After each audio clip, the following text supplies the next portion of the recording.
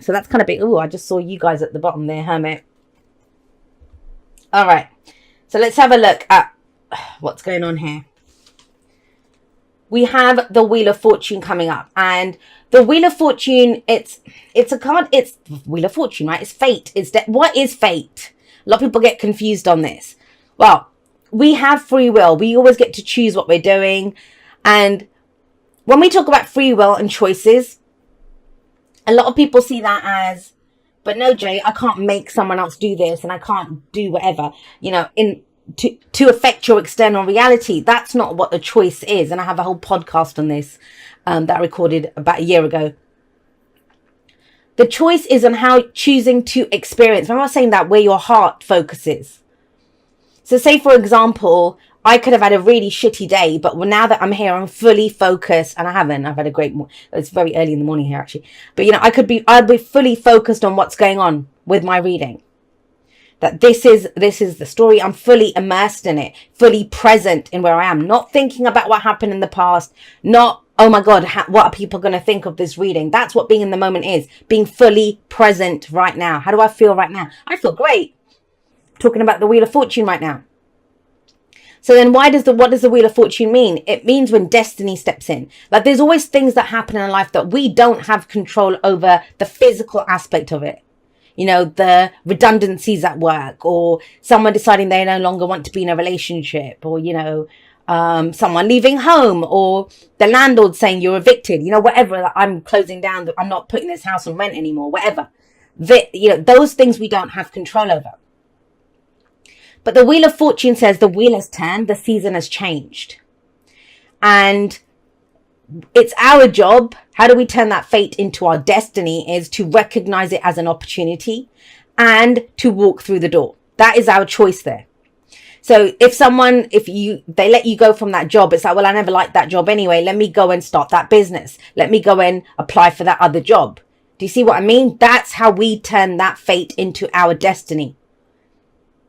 We can do the Five of Cups. Why did this happen? Why have I not got the support? Why is that gone? But it's seeing it as an opportunity. And the Wheel of Fortune is that. It's a new cycle begins. Now, it can be something that comes back round again.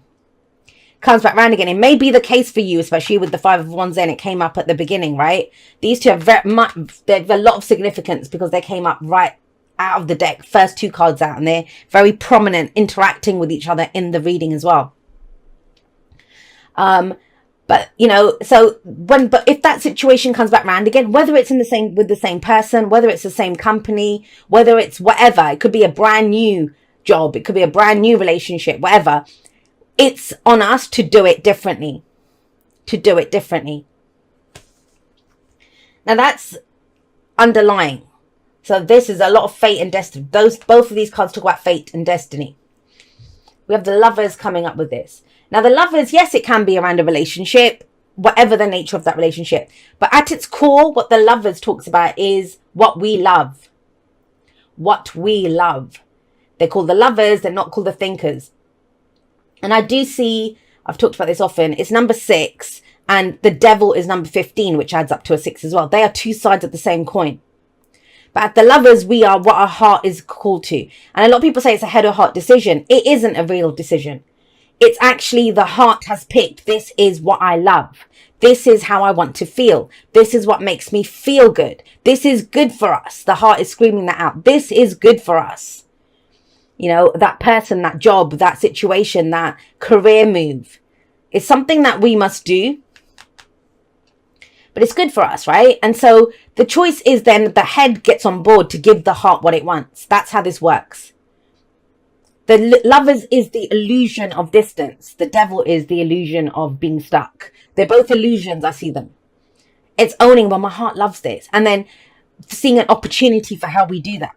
It's there with the Wheel of Fortune, but we may not see it. So let me talk about that. If this is around a relationship, it feels very fated and destined, but it feels like someone's avoiding it. It's general, so it can go both ways. Or, this could be whatever it is, the job, the business, whatever you want to turn around here. That's what I'm getting with this Wheel of Fortune, turning something around. I understand why, but it feels like you're not sure if you want to go for it, if you want to do this. That may be because you've had tower moments, the stars coming up at the heart of this. But right now, whatever your situation, it feels like you need hope. That's why the stars coming up there. The other thing with the Lovers, like I said, it's an illusion, right, of the distance. Once your heart's picked it, it's yours. Then it's closing the distance between yourself and what you love. This is where we decide what we love. Don't forget the card after the Lovers, number 7, is the Chariot, where head and heart work together to get us there. And your head's giving you problems right now. Whenever you get the 8 of Swords, 9 of Swords, 3 of those kind of cards in the future, that's a projection of what we see coming in. What we see coming in. So right now, whenever you're watching this, you know, tarot timings are bizarre, but whatever the nature of what it is that you love, and remember this, and it's difficult for an earth energy, I get it. I'm an earth moon, I'm a Virgo moon, so I understand. If it's not physically there, it doesn't exist, right? It doesn't exist. But right now, your purpose is, what do I love? So I'll give you an example. If this was me, say I love the tarot. I love the tarot. I love it. But it's like, oh, I never be a tarot card reader and, you know, whatever. But that's assuming that I'm not, didn't have this channel or anything right at the beginning. No, because the opportunity is that if I talk about tarot, people are going to be interested in it. I can start a channel if I choose to. That's the point, right? It's like, I love tarot. The opportunity is there for me to be a tarot card reader, but it's going to require effort. And it's the relationship with where we've tried something before. That's the kind of issue that's coming up here. It's the past that, you know, is the kind of issue. And I don't even mean issue. It's more, that's where we're hearkening back to. And that's not being in the present moment. That's not being in the present moment. So whatever you love, I just want to say it again. I want to make this very clear. You might dispute it, but I'll explain why you're disputing it as we go through this. Because the major arcanas, they are our major path in life. They affect everything. So this would be across the board. Whatever this thing is, it's big. Especially with the Wheel of Fortune, that's massive change. With the Lovers, for you, it's change now for you to go for what you love. And with the Star, it's look up. The Star comes in after the Tower. And so if that Tower hadn't fallen, which can be very shocking and it feels like a loss, right? If that tower hadn't fallen, we would not be able to see the stars. We would not be able to see the stars. But it's about letting your heart go for like, whatever it wants. And you will know that. You will know what it is because the heart doesn't think in things or possessions or people. Like your heart is not going to say, I love John down the street, or I always use John and Sarah. I don't know why. Sorry to all the Johns and Sarahs out there. But, you know, that's not your heart. That's your head that is saying to your heart, okay, so you like feeling in love, or you like that aspect of yourself, that loving, whatever aspect. I'm going to, well, then there's John. Let's go for John. That's your head doing that. The heart doesn't think in specifics. And that's where people get very confused. When they say, I can't stop loving him, or I can't help this thing. That's the only thing I want. No, that's your head. That's keeping you trapped on that one thing. The heart, the language of the heart is feelings. And feelings, they can be triggered by people and things, all the rest of it. But they're still our feelings. So what the heart wants is to feel more of that. Right? With me so far? Good. I want to take a minute to explain that because that's big. Coming up as an underlying, that is what you're tackling this month. This energy. If nothing else, you can stop this right here. If you're done with it, that's your message. Go figure out what you love. Because that's when you love it, when you focus on this is how I want to feel, you will see more of it. And not just as a want of that feeling. Like I want to feel love. All right. So what do you love right now? Because you get more of what you feel. Your feelings are a magnet. And that's why with the star coming in, it's asking you to look up and pick your star. Which one's your star? There's so many stars here. Which one is your star? The star is a very spiritual energy, very spiritual energy. And it talks about, you know, once you pick that star, it's a wish card, right? The star is the major arcana version of the 9 of Cups. So which one's your star? You pick that. Now, when people pick their star, so let's say, for example, if this was for me, and we're using that tarot example, and I said, you know what, I want to be a tarot card reader. I want to be out there helping people. That is my fate. That is my destiny. It's written in the stars. This is my purpose. This is what I came here to do. So say I've picked that. Now, that doesn't mean that the next step is me becoming like a full-time tarot card reader, making money, having clients, doing whatever. The star that I've picked, actually what I've picked in that is doing something that I love, expressing my spirituality. If you think about the language of the heart, it's the head that's come up with, you can only do that as a tarot card reader. Do you see that? I'm trying to really explain this because it's one that people get tripped up on so often. And so if I've picked that, I've picked my star, that's how I want to feel, that's what gives me hope, that's my new beginning. That is my roadmap now. That, I was talking about Google Maps, the reading being Google Maps. That is my roadmap. That is my path ahead. That if I've picked that star that I'm going to express my spirituality and try to help people through, let's try tarot, that might be the first step, then that's the roadmap. So let's start a YouTube channel. Let's get a social media page. Let me get some tarot decks. Let me start reading for people. Do you see that? That's what it shows. That's how we go forward with it. But I do love it. Like I'm really not trying to put your reading down because that's amazing, powerful energy. And when we have amazing, powerful energy like that shifts in our life taking place, let's be completely honest here. Now, when we see the star and the sun, but if this is a work reading for you, and I said this, I think somebody else got this combination. I don't remember who. Maybe it was Taurus. I don't remember. Anyway, so the sun is the spotlight. The star is your star rising. So it's about showing your star in that spotlight. In a relationship, it's the same. Now, think about this. If it's talking about the roadmap that's coming in with the star coming up, I'm going to straight up say this to you, Virgo, and I get this. Please trust. Our moon is our soul. It's who we are. So I have a Virgo moon. Trust me, I get Virgo energy. And it's one of the things I've worked really a lot with my Virgo moon because it was one of the energies that I didn't really fully understand. And I think for a lot of the time I came from in my 20s, I was at the lower end of the vibration of Virgo energy. I was judgmental and picky and a perfectionist and all of those darker energies that sometimes Virgos are known for, where there's a much higher vibration for Virgo, amazing energy. I mean, we wouldn't have this amazing world that we have if it was not for Virgos, for a lot of that, the service that Virgo energy brings and the healing energy. So I'm not shitting on Virgo energy. I love it. And I love that I have a Virgo moon now. Why do I say that? Because you are very much being instructed. I mean, have a look at this. There's opportunities, there's fortune, there's, the wheel is turning. But if you focus on what you love, if you focus on what gives you hope, if you focus on where the potential for happiness is. Because as an advice card, the Five of Cups, look at her. She is looking at what has been lost, what is not there. And that is what makes Virgo so good at figuring out, well, this doesn't work and this works. Don't forget, Virgo is the maiden of the harvest. What does the maiden of the harvest do? What does the harvest maiden do? She looks at the harvest and says, right, we can get rid of the stalks. We'll keep the corn or the wheat or whatever, the bit that we can use. What is of practical use here? And so this is very much in line with who you are. The thing that is lost, is it of practical use for you to keep looking at it? Answer it yourself. Because this is amazingly massive energy coming up here. Massive. And yet, why are we not making use of it? Why are we're going on this journey here? I understand it. And it may be a reaction because you feel it so strongly, because you feel how big this is. It's that overwhelming how connected you feel to this person. It's overwhelming the shit that you're in right now, and it just feels like, I can't look away from the train wreck or the shit show that my life is.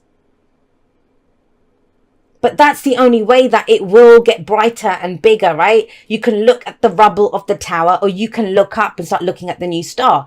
And there is a part of you that says, but Jay, I worked so hard in that tower, and you can't fix the tower.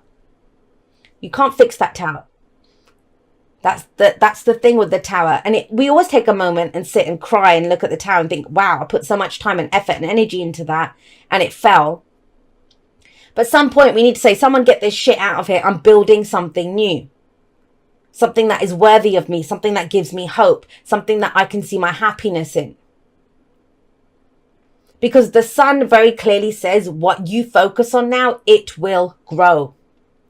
What you focus on, it will grow. You are the sun in the solar system of your life. You give life to whatever comes. This is a card of creation, new beginnings, that life force energy, because that's why there's always a child here. There's something very innocent about this card, right?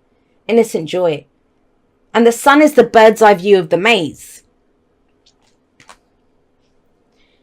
The other thing, when you get swords and you've got some difficult swords energy coming up here, it's around the stories that we tell.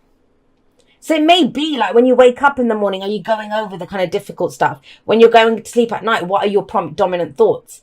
You know, and that's not to say, I mean, I deal with difficult stuff, but I keep it in its place. I mean, I saw a message this morning from someone. I was not interested. Like, I swear I was not interested. I was like, seriously, this person back again? But I don't need that. I do not want to give my energy to something shit like that. And especially not when there's this kind of beautiful, fated, something that you love. And with this power coming in to kind of help you move towards it, to see a path towards it. Do not forget, the Virgo is the Knight of Pentacles. That Knight of Pentacles is always going to get the job done, one step at a time. What screws him up is where if he starts looking for fault in everything. If you had people like that, they walk into a situation and they would just see the fault. This is what's wrong here. And they start complaining about it or doing whatever. And it's like, that's not being in the moment. That's not accepting things as they are. That doesn't mean you have to put up with bullshit or shit service. That's not what it means. What do I love about this situation? It's shifting the focus. Shifting the focus from being critical and even self-critical. I mean, there's a lot of this self-criticism maybe coming in. That's very personal energy down the bottom there. That, you know, going from that kind of critical energy to, wow, what's good about this? What do we want to expand about this? Where's the potential for happiness in this situation? So with the Five of Wands, your foundation last month, last year, I understand, because you've really put some effort into something. That's what the Five of Wands is. Showing up, you know, getting it done. As I said at the beginning, the card that comes after the Five of Wands is the Six of Wands, recognition for the work that you put in. This is healthy competition. This is giving it your best, giving it your all. And you don't see it. I understand that because of this, but because of this effort, there's a beautiful opportunity now. That may not have gone how you wanted it to, but that's what we do when we have black and white thinking. It's either good or it's bad. It's easy or it's difficult. But the thing is, just because something's easy, it doesn't make it good. Just because something is difficult, it doesn't make it bad. You may have, I'll give you an example. Say you've trained really hard at some course you've done, and you worked really hard for that promotion and you did whatever, you know, and you didn't get it. So that's where you think, well, screw it. What was the point of that? But maybe through going through that struggle, that thing, it's given you a new skill set. Maybe now you can go teach that subject. Maybe now you can do something else, which would makes you actually more happier, which is a new beginning. There's hope here. It's like, wow, I actually really love that. But when we get stuck on just one thing, which is what the head does, remember I said John or Sarah, or, you know, it has to be in that company or it has to be that specific job, we can miss out on so much. And the truth is, you can make anything a success with this energy, as long as it's what you love and as long as it's where you see your potential for happiness. Because if you focus on what's missing, or you focus on, well, I worked so hard on this, look what's happening, you get the Seven of Swords in your present. And the Seven of Swords is a card that talks about, is it worth the risk? Sevens are always, is it worth it? Is it worth the risk? Do I need to plan this a bit more? Do I need to think about, that's the head coming in. The big thing for you this month, if you do nothing else, but just identify, this is what I love. This is what's the best for me right now in my feelings. In my feelings. This is what gives me hope. This is what makes me happy. If you can focus on that and really feel that energy, really feel that energy. There are no risks involved, because the fact that you're doing a risk assessment means you're not looking at this. You're not focusing on what makes you happy, because when you're happy, right? You don't think, oh my God, is it going to cost me to be happy? We're talking about emotions, the lovers, not the thinkers. The other thing with the Seven of Swords, I mean, have a look at her. She's running away from the future. I'll talk about these two together. So we have the Seven of Swords. Is it worth the risk? Is it, you know, whatever? And why? Why are you doing that? Because the projection forward, whenever you get Eight of Swords, Nine of Swords, the moon, any of that energy in the future, it's a projection. The cards would not predict, I don't even like that shit, but predict, oh, you're going to think that you can't do it. Like, what the hell? How can someone tell you what you're going to think? That's what you've got already. You've not just said right now it's not worth the risk. Why is it not worth the risk? Because in the past I put so much effort into something, didn't go down the way I wanted it to. And in the future, I may not be up to the challenge of doing it. And it's like, no, right now, let's pick it from right now. What makes me happy right now? I can change direction in the future. I could do something else. All right, my lovelies. I love you guys very much. Thank you so much for watching. Please trust that whatever you get up to in December, you will get what you need. You will get what you need. It isn't, because it doesn't always look like how we want it to, we think it's not working, but it is. I will see you next time, but that's all for now. Goodbye, my lovelies.